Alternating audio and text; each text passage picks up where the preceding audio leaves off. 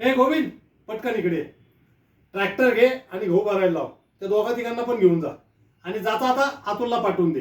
हा ठीक आहे. अतुल आलाय, थांब. अतुल, पटकन ट्रक घे आणि ज्वारी भरायला लाव. तिकडचे तिघं चौघं घेऊन ये आणि ज्वारी भरायला लाव पटकन. हा, अरे नीट नीट नीट. एक तर पाऊस, सगळा माल पाठवायचा आहे. ऐसा हो सकता है क्या? अरे नहीं भैया नहीं, क्योंकि हम सब किसान जानत है, सबका भरोसा हमारे ऊपर है. इसीलिए हमारा भरोसा सालों से सिर्फ ग्रूमर पर.